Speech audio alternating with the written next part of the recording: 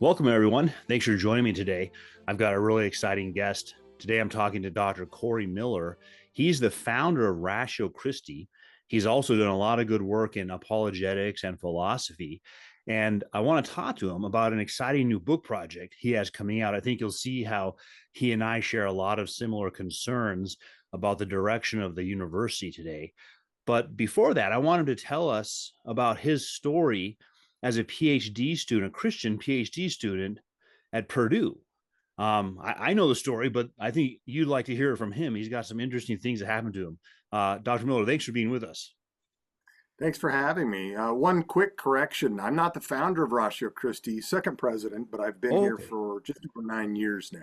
Yeah. Yeah, that's great. Second president, but as long as I've known about it, you've been doing a great job. You've been in charge of it. You've been doing a great job. So keep up the good work. I We're know we've working got on it. an active chapter here at ASU. Yes, for sure. For sure. We're on about 120 campuses. So, That's great. yeah. So, Purdue experience, I left the West Coast. I was in pastoral ministry at the time, had a couple of master's degrees, but wanted to get a PhD in a field where I thought we could talk openly about, truth, goodness, beauty, and wanted to be able to equip some of our own people, Christian believers that seem to be given hard times by professors, administrators that just feel facing kind of an uphill battle Mhm. sometimes in the Oh, yeah. university. And got there and quickly found myself not in Kansas anymore, Toto. And I was getting prank calls about 3 o'clock in the morning from What? some of my colleagues, just mocking me for my faith. One of them ended up doxing a police chief's wife, and has been under investigation by the Texas Attorney General. But there Wow. were a number of anarchists and Marxists in the This is department, among the students or faculty or both? among the grad students. Okay. Yeah, yeah. There was a distinguished professor of Marxism when I took Marxism under him, and distinguished professor of philosophy, rather, but a well-known Marxist professor.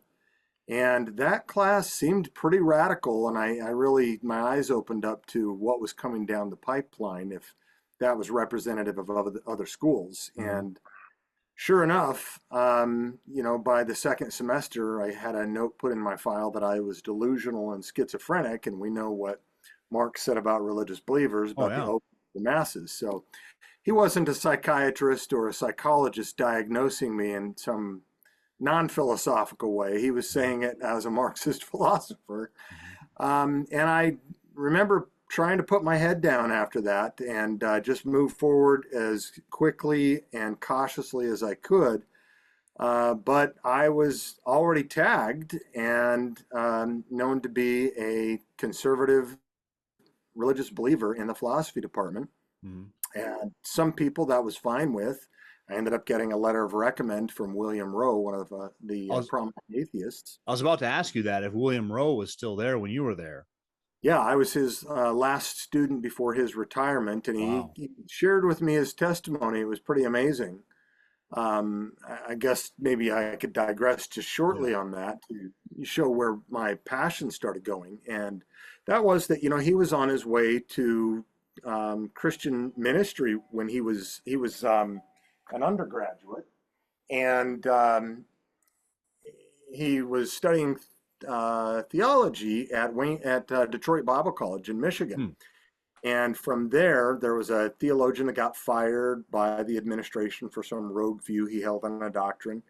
And William Rowe thought that's just too political for me. I'm not interested in that. I'm going to go down the road to Wayne State University and finish up in philosophy. It's close to theology. Yeah. From there, he was going to go to Fuller Seminary and go into some teaching ministry. But he never made it there because while at Wayne State, he was captured by the charisma of one atheist philosophy professor whose dad and grandpa were both pastors. And he ended up at Purdue for the next 30 or 40 years. And think, Yeah. wow, this guy has made massive impact on a lot of people. What if there was a missional professor in that classroom at Wayne State 30 years before? Yeah. And that's when it hit me. There was, and it's par for the course. It's just not one of us. Yeah. So yeah, Well, I and for ended up in my fifth year. Yeah, go ahead. Go ahead. well, for the audience, William Rowe championed something called friendly atheism, in contrast Yeah. to the new atheists that make the news more today, like Richard Dawkins. But the friendly atheist still denies it's clear that God exists. It still denies all the Christian truths, but they do it with a smile on their face, maybe, and maybe they try to be more winsome about it.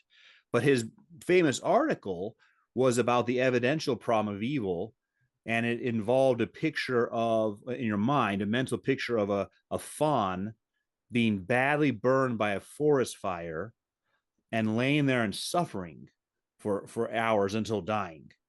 And so his problem with God's existence was that those kinds of instances of evil are permitted under God's rule, and he thinks that somehow is contrary to the existence of God. Right. Yeah, I referred to that as the Bambi argument, but his one Mm. argument that really took off and kind of built his career. Yep.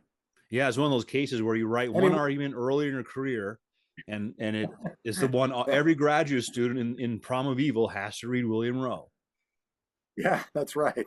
Yeah, I think the average number of readers of a article in philosophy is 6. Yeah. And So that if you get includes your one like mom that, and your two yeah, friends. that's exactly it. Yeah. Well, So and what's yeah, I interesting end up about getting to, the friendly atheists and the new atheists is they think they've come up with objections that no Christian theologian has ever heard before, right? So, like, wow, we never thought about what you call gratuitous evil. hmm hmm yeah.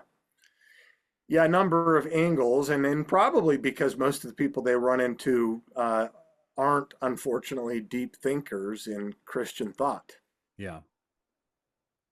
Yep. So keep going though with your So story at yeah, Purdue. I, I end up in my 5th year. I was all but dissertation. I had my languages, my coursework, GPA was fine. Uh, Everything was complete, and I had my proposal on the table. And I was told I had too much of a faith perspective, even though part of my Well, dissertation was on the virtue of faith. yeah, right. So Purdue is known for its philosophy of religion program. So how can you have too much faith? Isn't that what you should be studying? Yeah, you would think that in philosophy you've got viewpoint diversity, and in my case, I had a couple of theists on the committee, but my advisor was, I don't know if he was agnostic, atheist, pantheistic. He simply wasn't. He wasn't an orthodox Jewish thinker, that's for sure. And I was doing, part of my dissertation was on Aquinas, part on Aristotle, but Moses Maimonides, a Hmm. Jewish philosopher. And, he thought that I was trying to Protestantize his beloved Moses Maimonides. Hmm. At the end of the day, it took, 15, 20 minutes getting him on the phone to prove exegetically that Maimonides believed that faith was a virtue. Hmm. He was willing to come back on the committee, but wouldn't be my advisor. And without an advisor, you can't Yeah. even register for research hours. And within a semester, you're gone. So I had to terminate with a 5-year master's degree simply because the waters were soiled. I couldn't pick up anyone, not even No from one would Haifa, be your Israel. advisor. Yeah.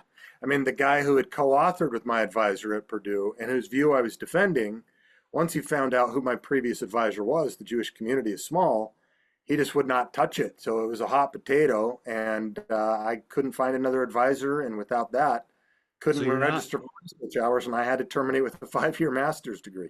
wow, and you're not allowed to write about how Maimonides viewed faith as a virtue.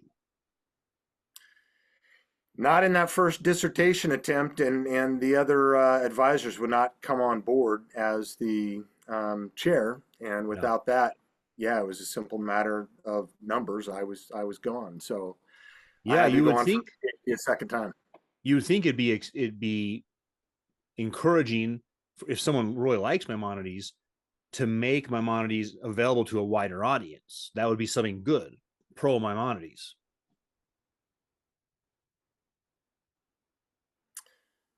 Yeah, and I don't know, could I conclude or infer that the professor didn't like Christians, or was he just someone who really didn't like to work with grad students? And he saw this one as his out in conjunction with the grad director, who really was not a fan of Christians. Hmm. and they had collaborated together. So I don't know what the ultimate explanation is there, but I faced some political hostility on the way up and had to terminate and start the Yeah. program all over again, this time from a British university. Yeah. Well, you've done very well for yourself with your PhD. I kind of would think that Aberdeen ranks a little higher than Purdue in what you ended up doing, right? So you ended up doing better.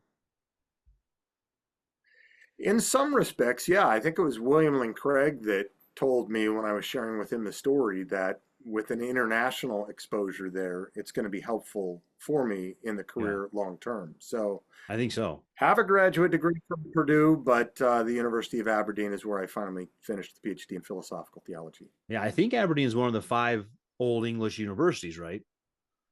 Yeah, it's 500 years old, so Yeah, it's pretty. yeah. Yeah. So good. Well, that's great. So since then, obviously you've been active, Ratio Christi and apologetics, and that means you're on campuses, you're working with students, and you're doing this. One of my colleagues recently said of professors at a local Christian school, Grand Canyon University, well, they're not scholars, they're evangelicals. But you're doing both, right? You're both an intellectual and you're doing evangelical work, and that's led into this new book you're coming out with. You want to tell us about that? Sure. Yeah. Yeah, we've got a number of PhDs working with us too. I think while we're young, a decade or so old as a ministry, I would say per capita, we're probably the most educated campus ministry. And it's because of our mission to equip students and professors with historical, philosophical, and scientific reasons for following Jesus. So we love to engage the hot topics and generate more light than heat. But over years, yeah, I have found that the difficulties penetrating the universities are formidable, and the ratio of liberal to conservative, and now woke to enlightened, you might say, are radically disparaging, so much so that we need to now develop certain tactics even to get into the institutes that we founded. So I've got a book that I've recently submitted to publishers, and it is called The Third Revolution: From the Campus to the Culture and a Vision Forward, where basically I'm asking the question that everybody is: what happened to America? How did we lose this country? This is no longer grandma's America. And as we know, culture is downstream from education, and the apex of education is the university.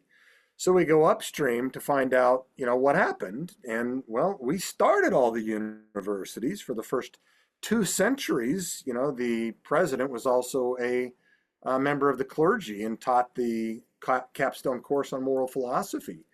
But between 1880 and 1930, the first revolution happened, and that was the infiltration of scientific naturalism, and eventually took over the universities, lasted about 100 years, and then this radical thing called New Atheism launched, and you've got this revolutionary like Richard Dawkins and others leading it, creating the guillotine for Christianity.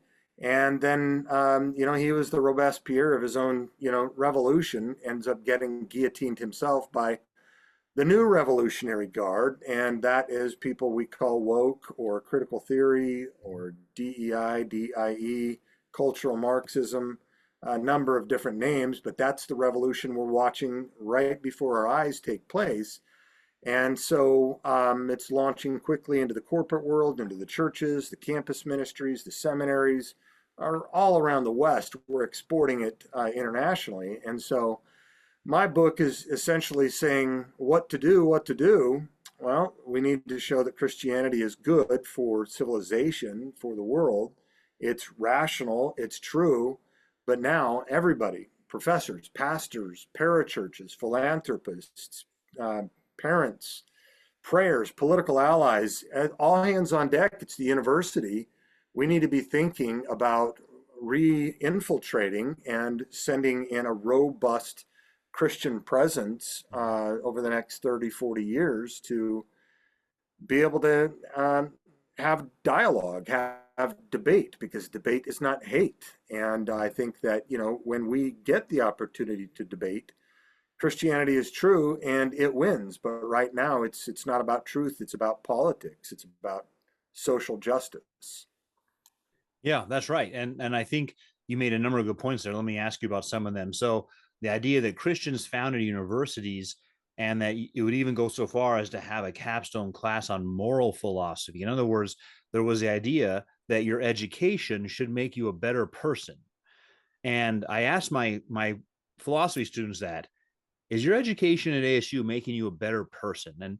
And no one immediately said yes. Everyone thought about it for a while, and some said no, and some said they were good philosophy students. They said, depends what you mean by better. I might be able to get a better job now, but no one thought it made them a better person morally. And some even said it's probably made me not as good of a person morally. And that's an interesting fact that we Wow. just accept that, right? As a culture, it would surprise people, I think, if you did one of these interviews where you just go up to people on the street and you said, should a university education make you a better person morally? I think they'd mostly say no, it's not relevant. But I mean, you have that as an important part of education from pagans like Plato all through the medieval ages, all up until the Yeah. middle of the 1900s. You want to get educated to be a better person.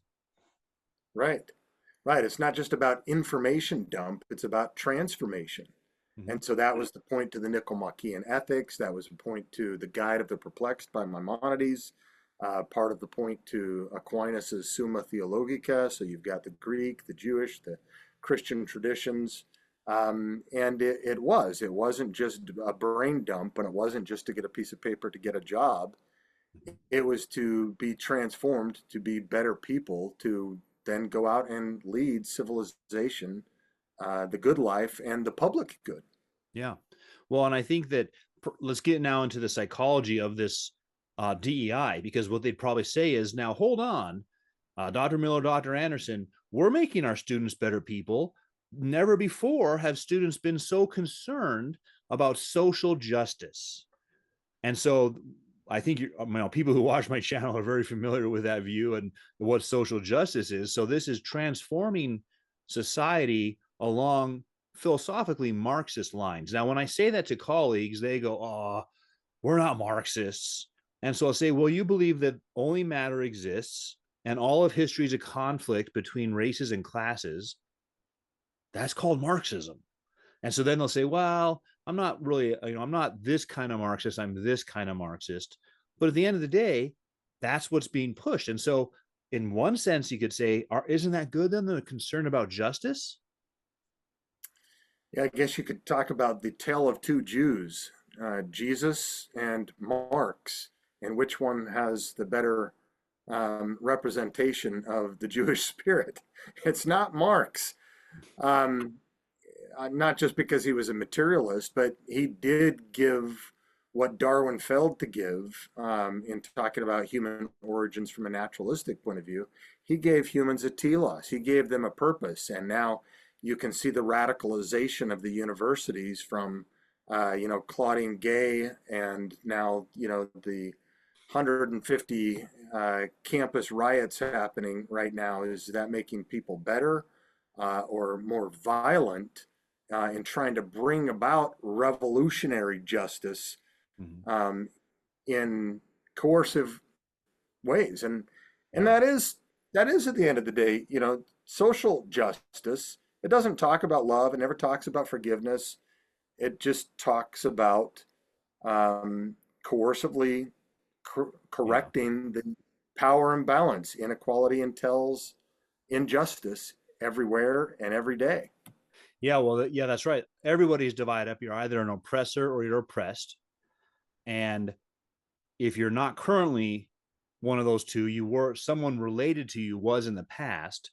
And so even though you, Dr. Miller, or you, Dr. Anderson, haven't personally oppressed people, you've benefited from the privilege of other white people who have oppressed people.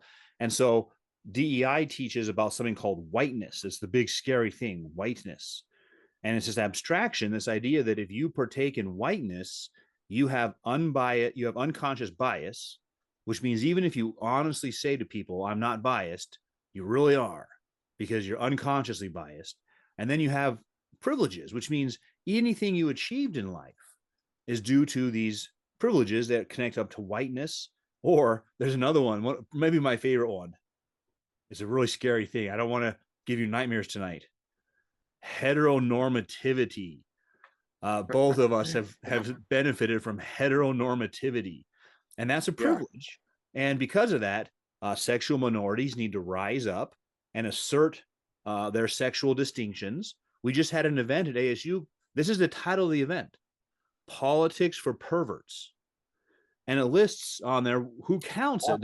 They say we're going to use this word perverts. We're taking it back and we're using it to label ourselves.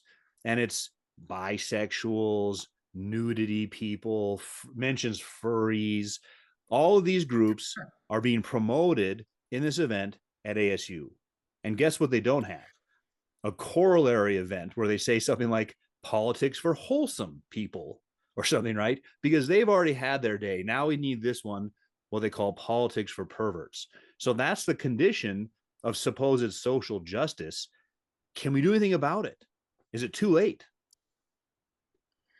Yeah, and I mean, this goes back to once the naturalists had taken over the universities and the dust was settling in the 1930s, that new movement of critical theory began, moved from Europe over to the US, and it was a baptism of Marxian thought with Freudian thought. And you have in Marcuse the notion of taking, or the taking of Freud's notion of polymorphous perversity.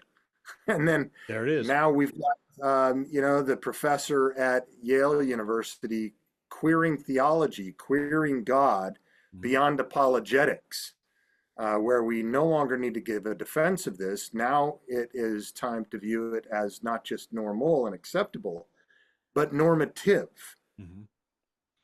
Yep. So yeah, it's a radical new vision, a new world that has very little to do with Western thought that came out of, well, I guess it does in some respects, that came out of Marx and Freud, but then merged and has evolved since then. Yeah, that's one thing that's interesting is a corollary of this is called decolonizing. Yeah. And my school particularly has been pushing us to decolonize our curriculum. And yet, when you look into the decolonizing philosophers, guess who they all look to? European philosophers who colonized their minds, like Marx, Freud, Foucault. So it's all the same. It's like, well, then really be decolonized. Stop being a Marxist or stop following Foucault.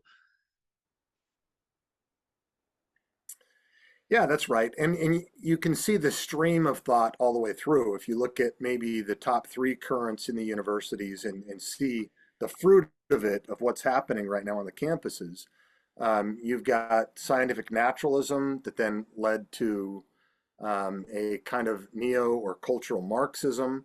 And then that, in frustrating moments, it was out of that emerged postmodernism, and all the players in the first and second generations of postmodern thought, they were all political, hard leftists.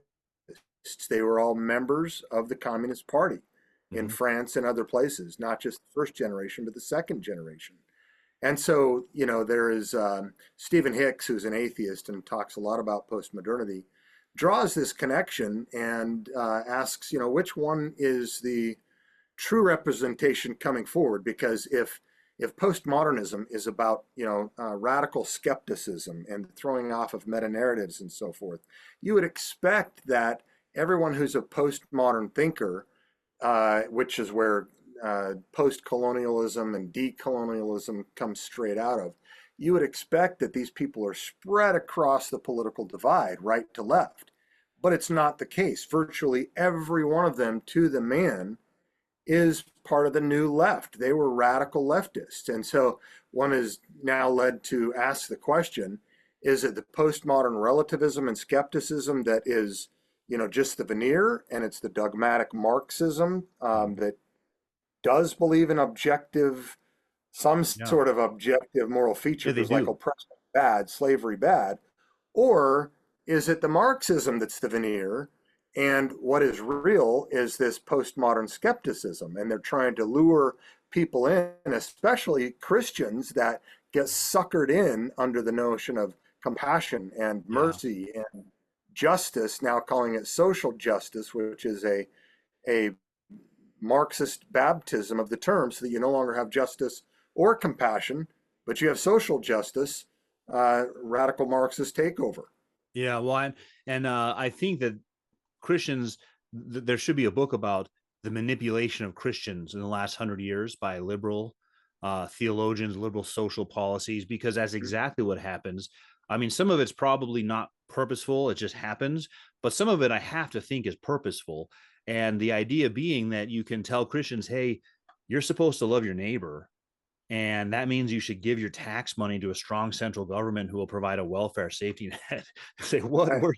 What? The Christians already give the most to charity, especially compared to atheists. That's But right. the atheist manipulates the Christian into thinking, in addition to that, in addition to tithing and all that your church does, you've got to pay money to your government or you don't love your neighbor. And Christians fall for it left and right. I've seen on Facebook, I've seen Christian philosophers come after you.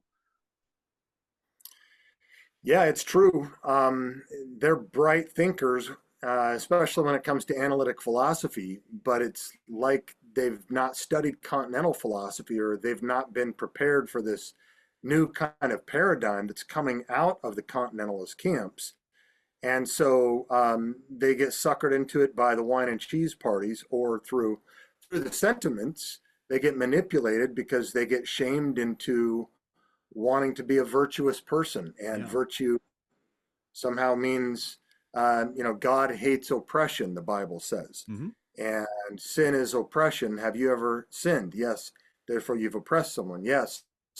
And Jesus loves people. What would Jesus do? Mm-hmm.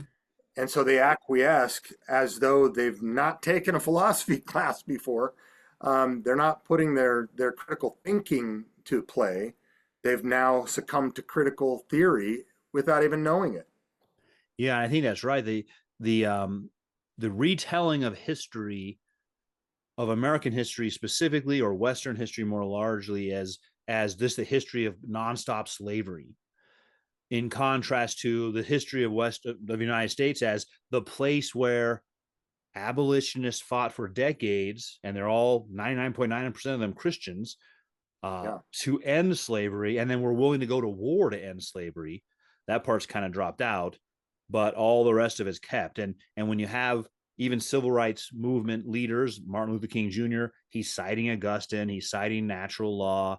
So all that stuff gets left out just to make the point, which is really kind of a cultural battle to say, no, America is not good. And that's why it does feel like it originates in communist propaganda.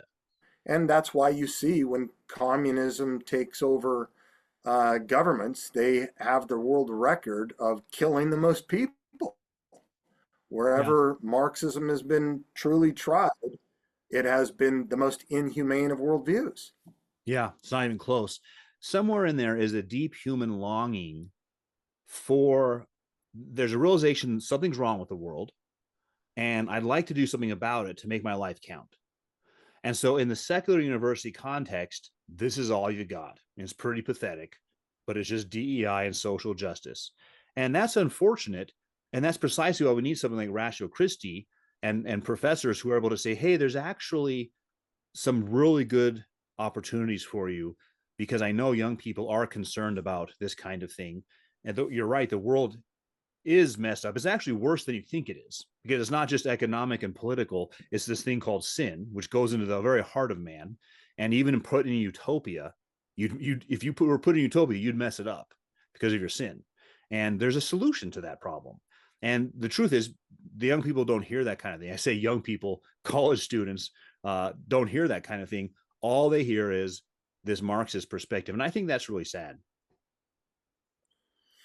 Right. The ultimate problem is oppression, human oppression, and so the ultimate solution is liberation, in group liberation, so social justice. But it's all on a horizontal level, Mhm. and it's by coerced redistribution of power, Yep. because any notion of privilege entails power, any notion of inequality entails injustice. where the Christian worldview says, no, the ultimate problem is human sin and the solution is salvation.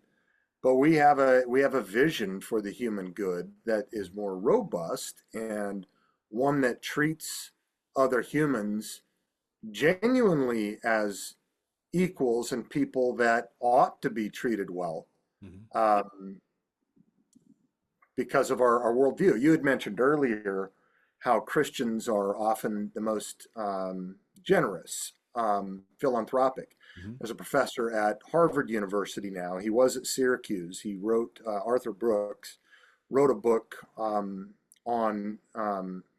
who really gives and why it matters, who Yeah. really cares. That was the title of the book. And he said there is no measurable way in which um, secular progressives or even religious progressives outgive conservative Christians um, on that spectrum. Mhm. And it's not because the conservative Christian is so morally superior. It's because we have a motivational structure Mhm. following Jesus, that he's a giver, our example. He's more than an example, but our example is someone who gave his life. And Yeah. so, whether it's giving blood, whether it is giving money, even to secular causes, whether it's giving non monetary time, talent, or treasures, he said there's no measurable way. He was a liberal at the time when he was 30 years into his trade. He's now at Harvard. His classes are always robustly full I bet. when he's talking about happiness now. But it's not because Christians are so good, but it's why America was the Yeah. philanthropic economic mothership of world giving to missions around the world. And it's because Mhm. we've got this background that Richard Dawkins now longs for. At least, he wants the fruit.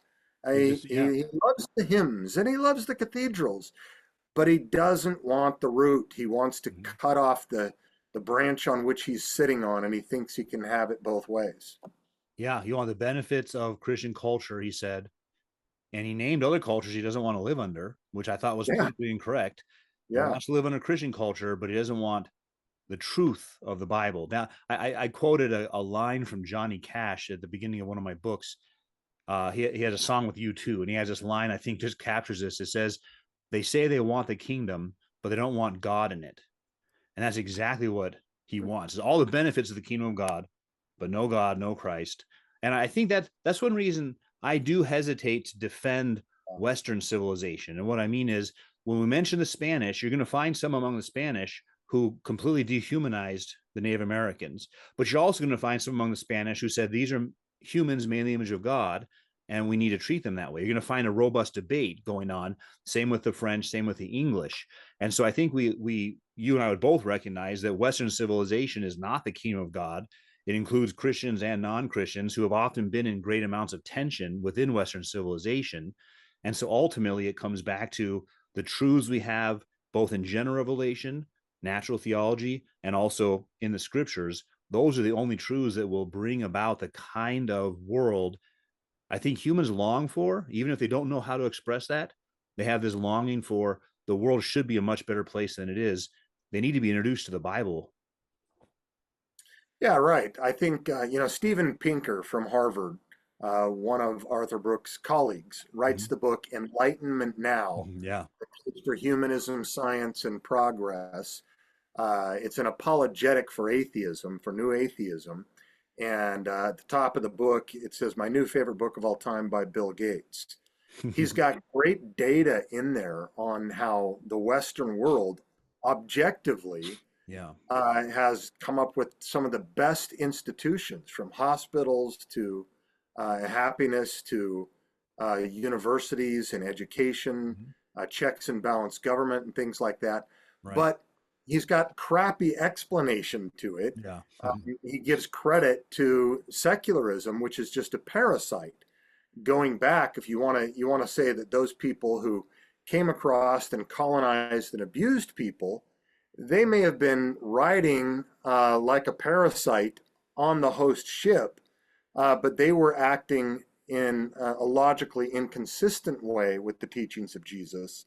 But all of those institutions still, they are a matter of historical fact that hospitals and universities were largely launched by Oh yeah, Christians. it's not even close. But, yeah, but it's more than just an accidental fact. It is intrinsically wed to the DNA. You Yeah, got the fruit because of the root, and without which you probably would not have had that. yeah, It's possible you could have, but we can draw the historical connections and see where those things first began. So yeah, I think people are now starting to see this. And again, when you're looking at the university campuses today, and Columbia just shut down for the whole semester, it's like we're going back to 2020, mhm, whether it's post Floyd and racism, or the summer of love riots. yeah, All of this stuff is just smelly, nasty.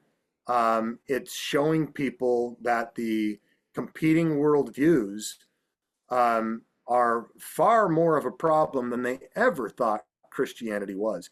I talked with Peter Boghossian many years ago when we started an alliance, and we traveled universities together when he was so sick of the DEI and the social justice. And he wrote the book, A Manual for Creating Atheists, but he said, I'm done with that. I'm going to dedicate the rest of my career to destroying critical social justice because it's about civilization and we need to partner together. And so I remember saying to him at the time, okay, we'll build this alliance, like Churchill and Stalin. There was someone worse in the room at the time. But remember, your side caused this. And he never responded back then, but about 6 months ago on podcast, he finally came out with it. And in this interview with someone, he said that, me and Richard Dawkins and others, we all discussed this at the time when we were trying to destroy Christianity in the West. We thought that if we destroy the God of Christianity, something else might pop up in its place. But none of us knew how bad it would actually become. wow, And so now you're finding, this lament yeah, among many of them. Some of them have even converted, mhm, but they're thinking, "Wow, buyer's remorse. Sorry, everyone, we screwed up. Do over."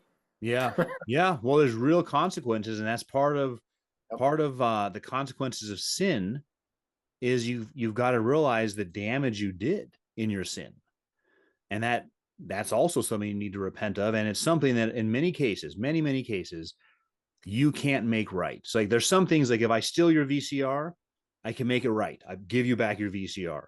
But a lot of sins aren't like that. And destroying the very culture that you live in is one of those things where there's no do-overs and you've got to live with that unendingly because we believe the soul is immortal. And that's one of the reasons that we have Christ, which is that we can be forgiven. Really, ultimately, he's the only one who can make sin right. And I think that's part of what the left or the radical left, the DEI group, the Marxist group doesn't have it. The best, they're just imitating Christian morals. I know that Marx was especially impressed with the Methodist revivals and the concern the Methodists showed for the poor. Yeah. But they did that outside of the government. And getting back to your point about giving, Christians give more, but they also recognize that there's other institutions besides the state which can handle taking care of others. So they start orphanages, they start hospitals, they start universities. They don't require the state to do that. But under the current paradigm, the state has to handle everything. And that's really the Marxist solution is a big government will be the one that solves your problems. You turn to the big government the way in the past you may have turned to God and you trust the big government. And so that's part of what I think you and I need to work on. The people we work with is presenting the other option that ultimately your biggest problem is you're alienated from God. Marx talks about kinds of alienation. He has 5 kinds of alienation: alienated from your labor, alienated from other humans, alienated from the product of your work, alienated from yourself, and alienated was it from society. Well, there's a 6th one. You're alienated from God, your creator. And that's much worse than the other 5. And there's only one way to be redeemed, and that's through Christ. That's right. Now, Yeah, I that's right. happened to find this book the other day. You may have seen me post about it on Facebook. I was looking at some used books, and there's a paperback by William F. Buckley Jr. from 1959, and it had a foreword by Senator Goldwater. And I live in Arizona, so I thought, well, that's really interesting. As a buck, so I got it, and I was flipping through it, And it really is defending the classical liberal university, what the book is doing. And one of the things he said in there I thought was fascinating, because it was as if he was writing it today. He said, the problem with the liberal mind is that they don't think you ever arrive at truths. They want academic freedom, but they don't have any goal for it. They never think you use it to come to truths, because once you do that, you put those truths down on a creed and you don't keep going over them forever. So eventually you have a list of things you know, and we call it a creed, and the university should have a creed. But the liberal mind says there's no creeds, we don't know nothing, and we're going to use academic freedom to continue knowing nothing. And so I thought it was interesting. That's a paraphrase, of course, but I thought it was interesting because he was pointing out that there's nothing at all wrong with a creed as part of your university education, that coming out of high school, you should know this list of things. And one of them might be that there's a God. You should know the moral law. And that's what's required to even begin your university education. And then, as you pointed out earlier, your senior thesis is moral philosophy. There's a whole bunch of things you could know. And I realized from that, I thought, yeah, that's a good way of putting something that I've got at by calling it academic skepticism. I've said really skepticism rules the university today, in the sense that besides social justice stuff, you just can't know things, especially about God. And we need to get back to a time where we say, no, there are things we already know. Humans didn't start last week. They know a whole bunch of stuff, and you should know those at the university. Professors should know them. Wouldn't it be kind of cool to have a quiz for professors? I think that would have been true if you were hired at certain universities in the 1800s. Right. Yeah. Your introductory question, can you show that God exists? No. All right. Well, it's been nice interviewing you. Thank you. What would John Locke have said to Yeah. that?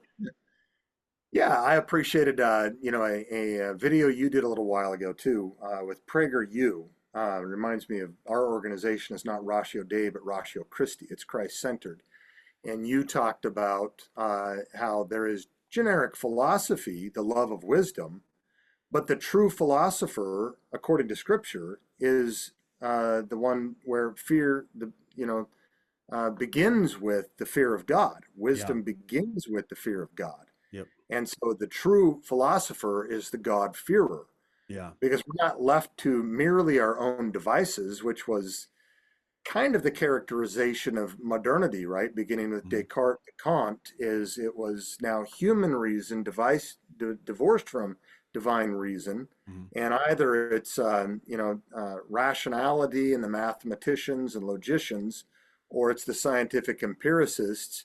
But both of those had already sort of eliminated metaphysics or first philosophy or their connection to Yeah. God. Yeah. And you're trying to adopt this humanism without the foundation that supports a Yeah. robust humanism, That's a which good is word. a Christian humanism.